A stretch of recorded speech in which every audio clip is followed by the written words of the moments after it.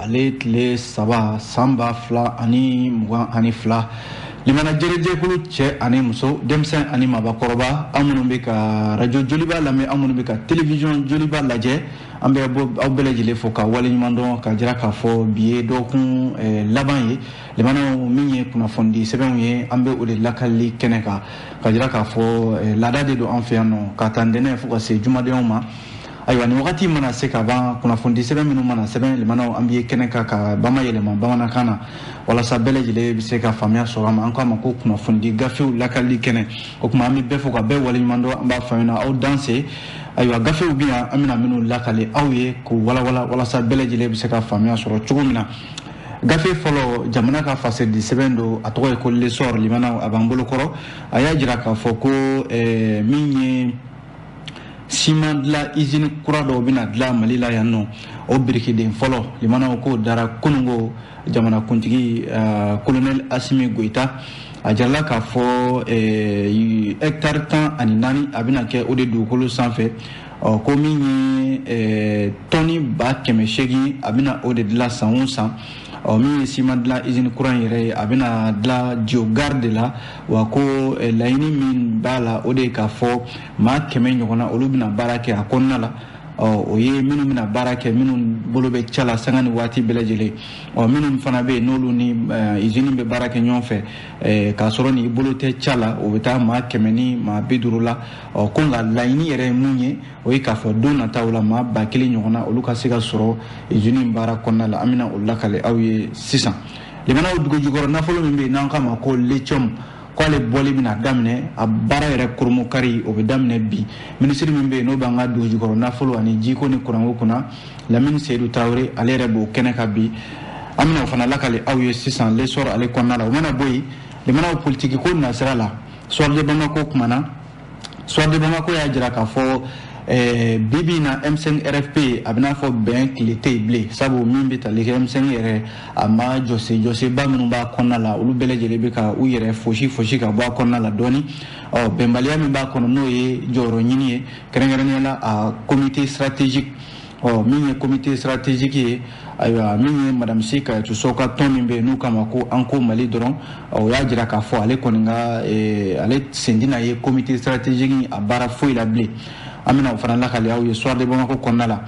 cakɛda min bɛ yen n'ale ɲɛsinnen don yuruku ani donko juguya kɛlɛli la an ka jamana kɔnɔ yan u k'a ma ko office central de lutte contre l'enrichissement illicite ko ale bɛ fɛ ka i sinsin diinɛ tigilamaw kan walasa ka se ka yuruku kɛlɛ o de la ko a wulila ka taa alimamuw ka tɔnba min bɛ yen n'u k'a ma limama ayiwa a y'olu sɛgɛrɛ k'a ka bala fɛla yira olu la Soir de Bamako y'o fɔ o mana bɔ yen les échos kumana limanaw ko Mali ni CEDEAO cɛ a bɛ n'a fɔ ayiwa fɛn kɔni de don sa limanaw bɛɛ sɛgɛnna sa Mali ni CEDEAO k'u k'a lajɛ ayiwa k'u tɛgɛ di ɲɔgɔn ma ka ɲɔgɔn sumusumu walasa min ye bɛn ye o bɛ se ka na cogo min na sabu ko dɔ kɛra limanaw écho de ye nin kuma fɔ dɛ an bɛna o lakale aw ye sisan o mana bɔ yen ayiwa min ye Nouvelle Horizon ye ale fana bɛ yan an ka foroba ca ni o ye fonction publique ye limanaw foroba ca yɔrɔ min bɛ tali kɛ ɲɔgɔn dan olu de bɛ to ka kɛ u k'a ma concours limanaw concours min n'o kɛra kɔsɔn in na ayiwa n'a fɔra k'a fɔ jamanadenw olu ka ta an ka foroba cakɛyɔrɔw baara la ko nka a yera k'a fɔ diplôme kolon 20 ɲɔgɔnna fonction publique jaabi bɔlen o diplôme kolon 20 ɲɔgɔnna de sera ka ye a kɔnɔna la ko u bilala sariya ka bolo kan Nouvelle Horizon o mana bɔ yen nɔ Info Matin fana bɛ yan limanaw Info Matin y'a jira k'a fɔ ko an ka minisiri min bɛ yen n'o bɛ an ka kɛnɛyako kunna madame Jamidatu Sangare ale tun bɛ CNT maaw ɲɛma kunun n'o ye députéw ye dɔwɛrɛ tɛ a tun bɛ ka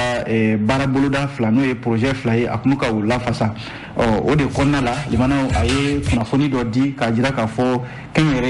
ye kɛnɛyaso minnu bɛ yan n'o ye clinique privée ye ko o 400 bɛ Mali kɔnɔ yan minnu tɛ sariya kɔnɔna la a kɔni ɲinini don u fɛ u k'u yɛrɛ bila sariya kɔnɔ n'o tɛ min man di u ye n'o y'u ka baara yɔrɔ datuguyɔrɔ ye k'a bɛ sɔn ka taa laban o la an b'a kuncɛ ni min ye o ye l'indépendant ye limanaw l'indépendant y'a jira k'a fɔ nin ye kabako ko dɔ ye min kɛra Sirabakan kasara min kɛra Moribabugu Dura fanfɛlaw la ko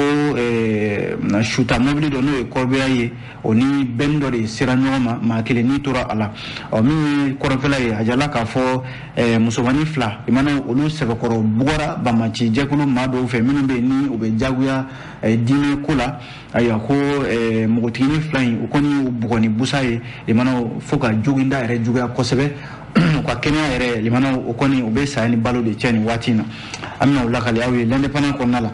mi l'histoire amba damnani ali faso ka fase di seren a kumana limana kuma folo yi mu l'histoire ka kuma la bi ko kunungo jamana kuntigi colonel Assimi Goïta ale kumbe Diogar limana afleni kati kofe ani Bamako che limana ni jatemne ka bise klo biduru nyonama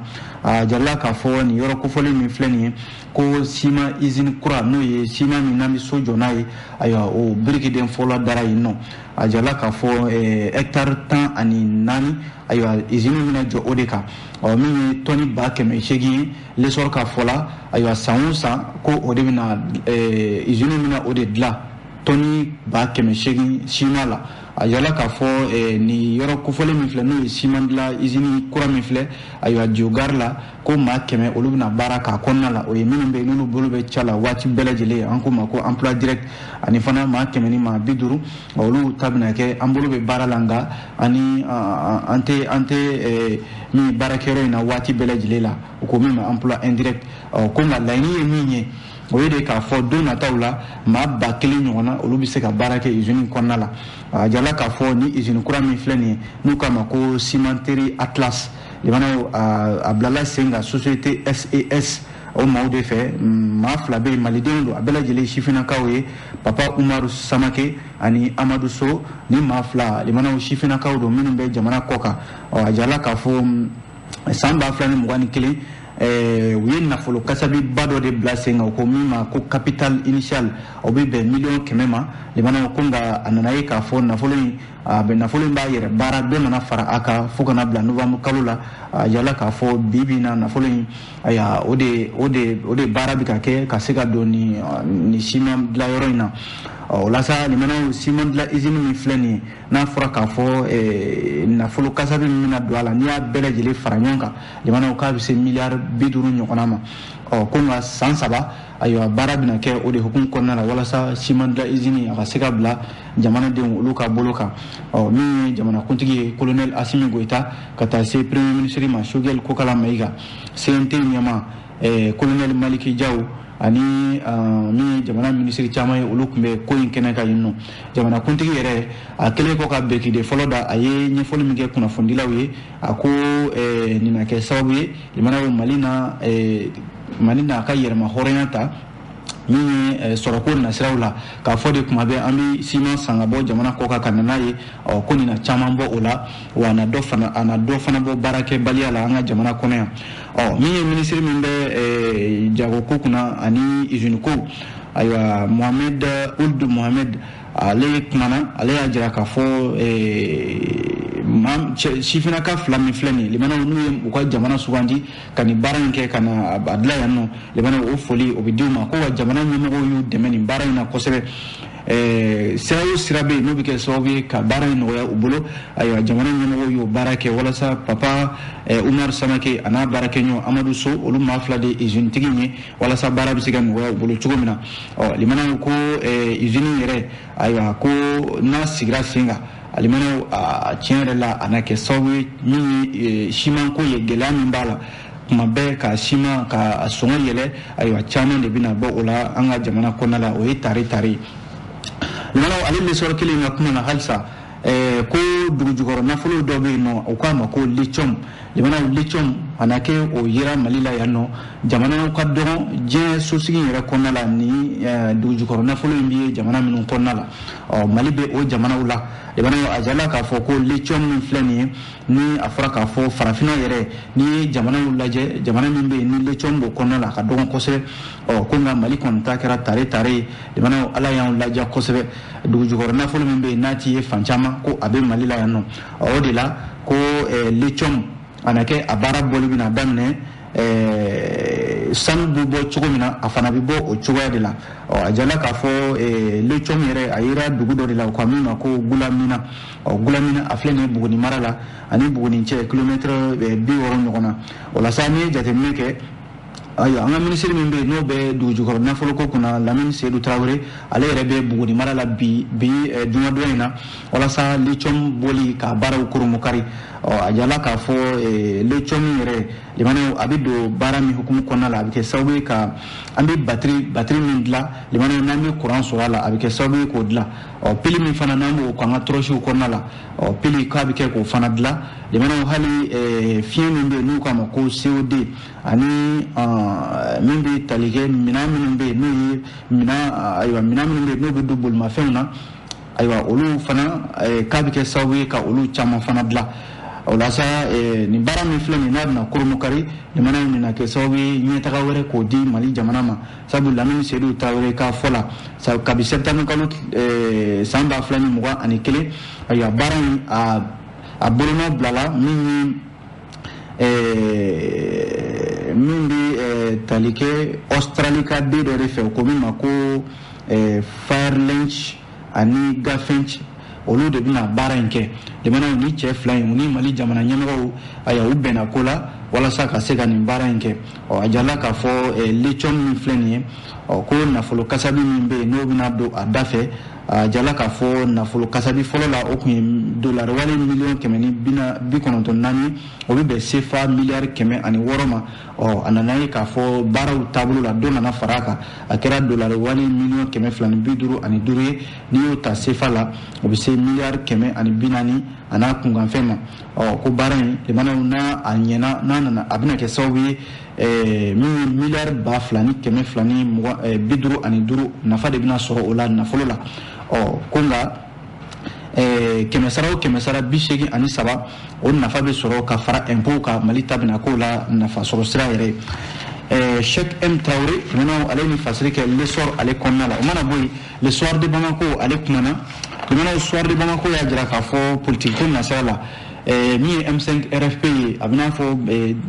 bɛnbaliya bɛ M5 RFP kɔnɔna la bi sabu min ye a tɔnden caman ye olu bɛ ka u fosi ka bɔ tɔn in kɔnɔna la ni min b'a fɔ ko tɔn taabolo man ɲi o b'a fɔ ko ayiwa ale sen tɛ tɔn na dɔw kɛra min ye plateforme an ko Mali dɔrɔn Madame Si Kayatou Sow ale de b'o o tɔn in ɲɛma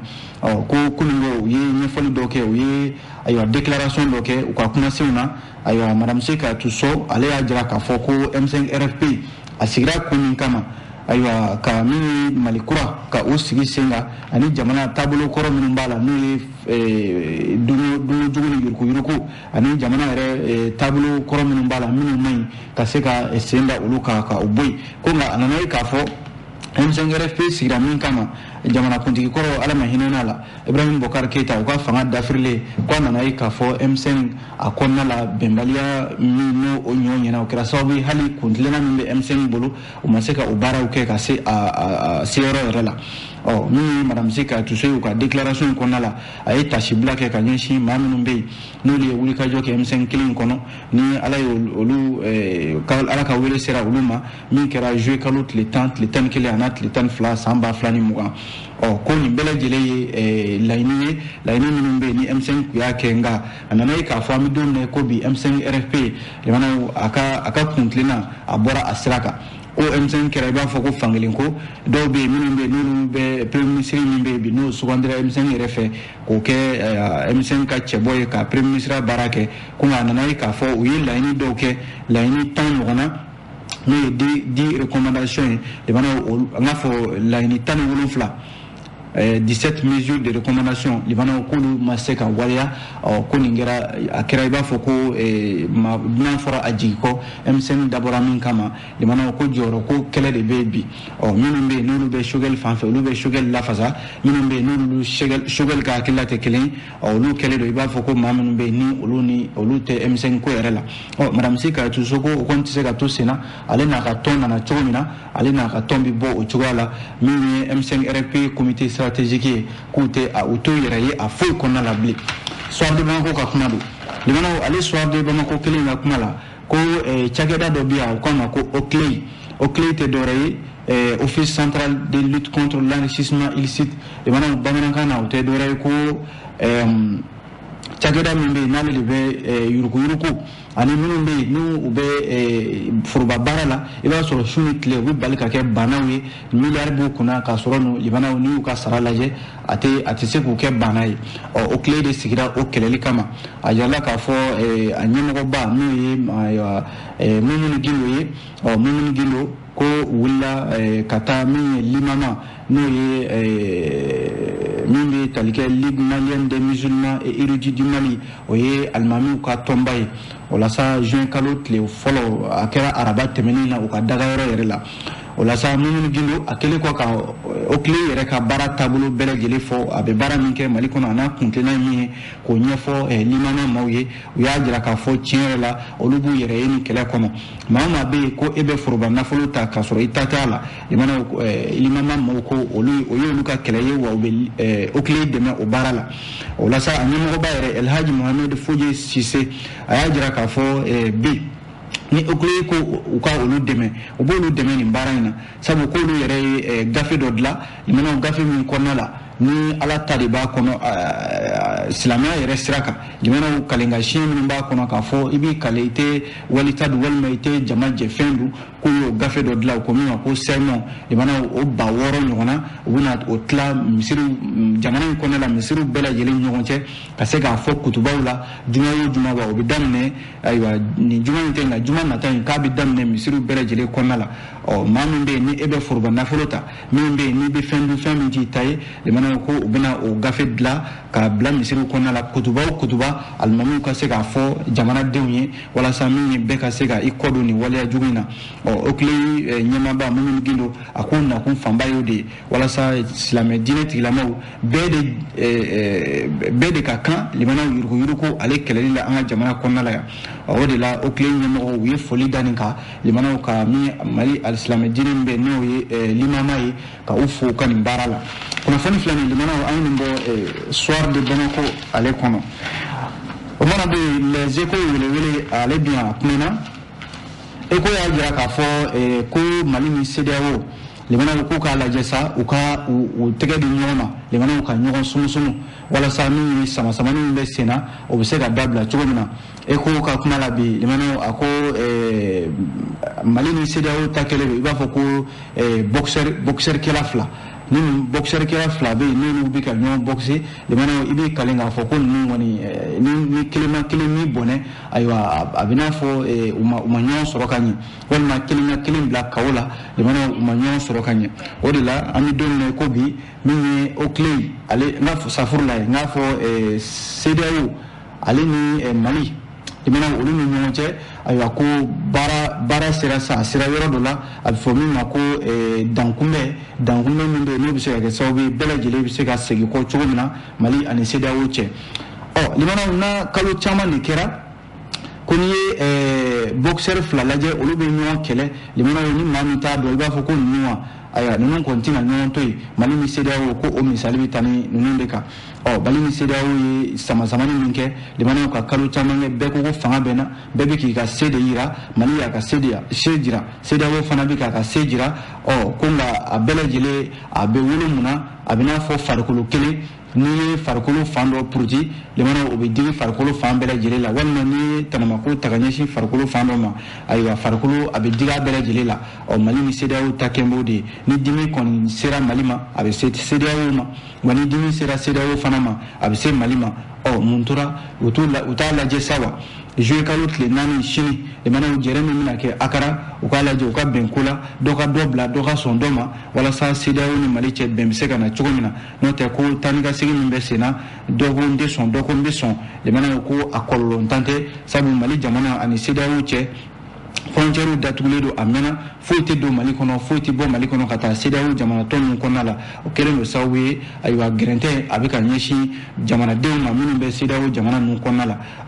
CEDEAO jamanadenw yɛrɛ bi na olu kɔni sigin bɛ ka nin jɛrɛba in lajɛ bɛɛ kɔni bɛ ka I jigi da CEDEAO jamana ɲɛmɔgɔw kan limanaw olu minnu bɛ yen n'olu de bɛ jama ɲɛma u k'a dɔn k'a fɔ jama ɲɛ b'u la wa bɛɛ kɛn bɛ ka jigi da u kan bi u bɛ se ka nin ko in ka bɛn ko la walasa u ka wolo ka bɛn hɛrɛ la hɛrɛ min n'u bɛ se ka kɛmɛ Mali ni CEDEAO cɛ cogo min na le mana kunnafoni filɛ na ye nin bɔ les échos wele kɔnɔ o mana bɛ yen nɔ face de sɛbɛn nouvelle horizon ale bi yan nɔ a kumana le mana nouvelle horizon y'a jira k'a fɔ foroba caman n'o o ɲɔgɔndan bɛ to ka kɛ an ka jamana kɔnɔ yan o k'a ma ko fonction publique le mana ko fonction publique ɲɔgɔndan kɛra a jala k'a fɔ jaabi yɛrɛ bɔra n'i ye jateminɛ kɛ mɛ kalo tile 31 tɛmɛnen na a jarala k'a fɔ ko nka jamana ɲɔgɔndan in kɛra nka ko diplôme kolon caman de yera a la a bɛ se diplôme kolon n'o ye faux diplôme ye o 20 ɲɔgɔnna ma ministre min bɛ yen n'o de bɛ an ka foroba ca kunna ayiwa ale de ye nin kuma fɔ conseil des ministres min kɛra juin kalo tile fɔlɔ tɛmɛnen na a ko fonction publique n'o ye foroba ca ye jamanaden bɛɛ lajɛlen n'a ka kan nka n'i bɛ fɛ ka i kan bɔ a nɔfɛ ɲɔgɔndan de bɛ kɛ o ko min ka concours o ɲɔgɔndan min kɛra a jarala k'a fɔ maa min y'i kan bɔ a nɔfɛ o bɛ se maa 63 ani maa 677 ani 7 ko nka olu la maa 58 ani 461 olu de sera ka ɲɔgɔndan in kɛ jaabi min n'o bɔra a la a yira k'a fɔ jɔyɔrɔ min yɛrɛ bɛ yen ni ayiwa o de tun bɛ ka ɲini ayiwa o bɛ se jɔyɔrɔ 800 ani 70 ani kɔ ma nka a yira k'a fɔ jɔyɔrɔ 800 ni maa minnu bɛ yen n'olu ye jaabi ɲuman sɔrɔ o bɛ se maa 800 ani maa 7 ma min ye jɔyɔrɔ 60 ani 6 ɲɔgɔnna ye olu ɲɔgɔndan min kɛra maaw sɔrɔla minnu ma ayiwa laɲini min bɛ yen k'a fɔ ayiwa f'i ka nɔti dɔ de sɔrɔ jamana ye walasa i ka se ka o jɔyɔrɔ sɔrɔ ko maa 76 olu ma se ka o jɔyɔrɔw sɔrɔ olu langoloyalen tora yen nɔ min ye ministre min bɛ yen n'a bɛ foroba ca kunna ale ye conseil des ministres ladɔnniya k'a fɔ ayiwa ko jaabi in kɔni bɔra ko nka a yira k'a fɔ diplôme kolon 20 ɲɔgɔnna ayiwa minnu bɛ yen n'olu man kan fiyewu k'u kan bɔ jɔyɔrɔ in nɔfɛ ayiwa o de sera ka ye a kɔnɔna la a diplôme tigi ninnu jamana ko siran kɔni b'u kan bi sabu u y'a bɛɛ lajɛlen ta ka taa bila sariya ka bolo kan ayiwa nouvelle horizon ka fɔ la hali n'a sɔrɔla fanga tɔw minnu tɛmɛna n'olu ye nin ko in kɛlɛ ko nka nin na k'a siɲɛ fɔlɔ ye concours ka kɛ u ka diplôme kolon bɔ a cɛ la k'a fɔ e ka diplôme man ɲi ka tila ka taa bila sariya ka bolo kan k'a sɔrɔ dun a fɔra k'a fɔ ko i ye garijɛgɛ sɔrɔ i ye concours in sɔrɔ kunnafoni filɛ nin jamana an ye nin bɔ nouvelle horizon ale kɔnɔ o mana bɔ yen info matin ale bɛ yan nɔ a kumana info matin y'a jira k'a fɔ min ye an ka kɛnyɛrɛye kɛnɛya cakɛda minnu bɛ yen n'u kama clinique privée jamana ko clinique privée caman de bɛ mali kɔnɔ a bɛ se 400 ma minnu bɛ yen n'u tɛ sariya kɔnɔna la olu kɔni bɛ ka baara kɛ ten nka jamana sariya u tɛ ka baara kɛ ni sariya ye ministre min bɛ yen n'o bɛ an ka kɛnɛyako kunna ayiwa madame Jaminatu Sangare ale de ye nin kuma sɛbɛntiya kununko alamisa juin kalo tile 2 conseil national de transition maaw ɲɛma jamana a tun bɛ conseil national de transition maaw ɲɛma ayiwa baara boloda 2 n'o ye projet 2 ye a tun bɛ ka o de lafasa fɔlɔ ye ko ka cakɛda kura dɔ bɛ yen agence nationale d'évaluation et d'accréditation des établissements santé o ko min ma ko ANAES ka o bila sen kan laɲini ye mun ye ayiwa walasa ka se ka fanga don an ka kɛnɛyasoba ninnu na gɛlɛya minnu b'u kɔnɔna la gɛlɛya ninnu bɛ se ka wuli ka bɔ yen cogo min na o gɛlɛyaw bɛ tali kɛ jamana min ye baarakɛyɔrɔ yɛrɛ la kɛnɛyaso ninnu kɔnɔna la i b'a sɔrɔ baarakɛla man ca n'o ye aide soignant ye a yɛrɛ y'a ɲini k'a fɔ jamana ɲɛmɔgɔw a bɛna ɲini ayiwa ministre min bɛ yen n'o bɛ an ka nafoloko kunna k'a ye k'a fɔ ko ayiwa aide soignant de man ca fiyewu an ka kɛnɛyasow kɔnɔna la ko olu ka caya jamana ka dɔ ta olu la n'o tɛ n'i y'a lajɛ min bɛ tali kɛ maa wɔɔrɔ o maa wɔɔrɔ limanaw o de kan ka bɛn maa 10 olu furakɛli ma kɛnɛya tigilamɔgɔw olu ka fanfɛla la o de ye jate yɛrɛ ye ko nka a yira k'a fɔ limanaw bi na i b'a sɔrɔ maa 35 o bɛ se ka taa kɛnɛyaso kɔnɔna la i b'a sɔrɔ maa min bɛ yen n'o bɛ i janto la o tɛ dɔgɔtɔrɔ bɛɛ lajɛlen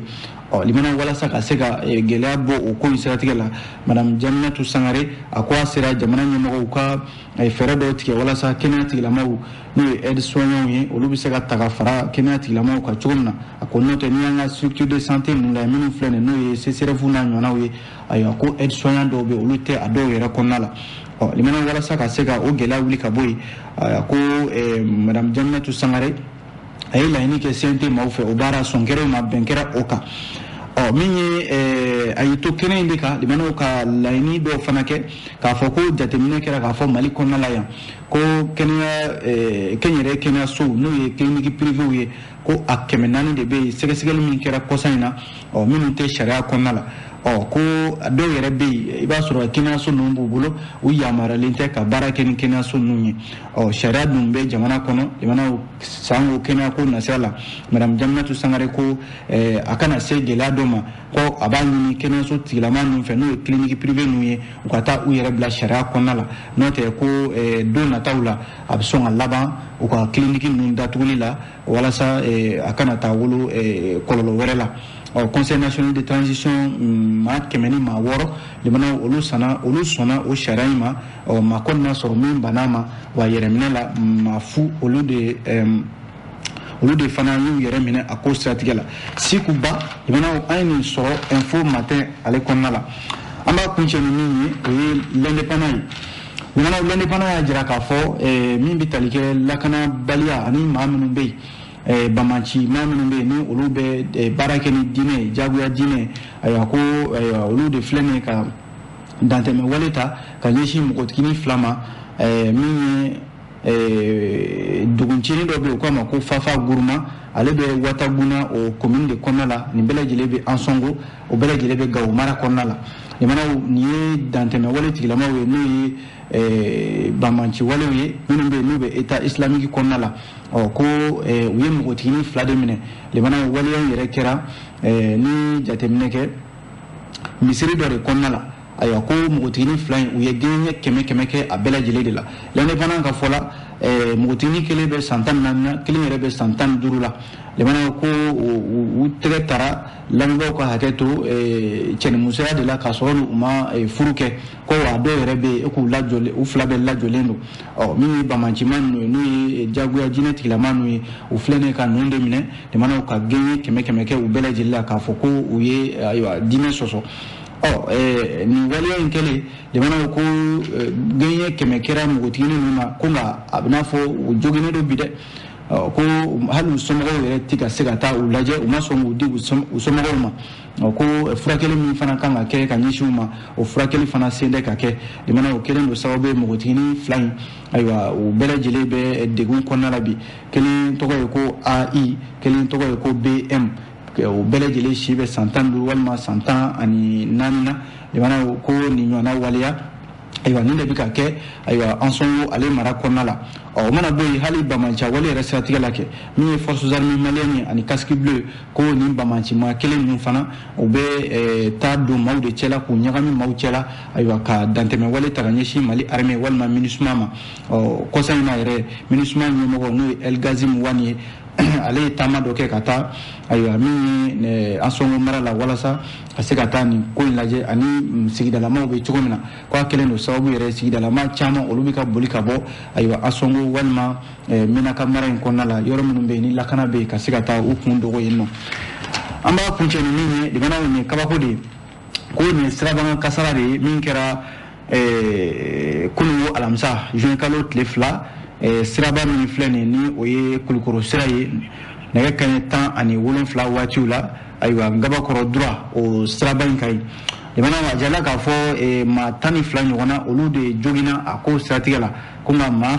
kelen olu o de ni tora a la limana sirabanga kasara in a kɛra ayiwa ko suta mobili dɔ n'o ye kɔrɔbiyari ye ayiwa kɔrɔbiyari yɛrɛ a yɛrɛ tun bɛ ka bɔ ayiwa sudon yɔrɔ de la a bɔtɔ sudon yɔrɔ la dɛ limana k'a ni sirabanga kasara n'o ye bɛnni dɔ ye n'o ye cɛncɛnta bɛnni ninnu yɔrɔ olu de bɛ Kulukoro sira in ka ye k'a n'o bɛnna sirabanga kasara in ka sɔrɔ ka waleya ko maa 12 ɲɔgɔnna olu kɔni jogina maa kelen o ni tora la olu kɔni taara ka taa ayiwa min ye hôpital Gabriel Touré la walasa u bɛ se ka furakɛ cogo min na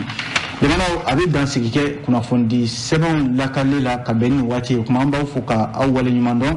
an sera ka min lakale ka bɛn ni waati ye kuma an b'aw fo ni ala sɔnna sini n k'a fɔ sini tɛ sa kɛ nin dɔgɔkun dafalen dɛmɛ wɛrɛ an na ɲɔgɔn sɔrɔ yan gafe kura minnu mana bɔ an n'o lakale aw ye a kuma an b'a fɔ a kan bɛn ala ka Mali ja.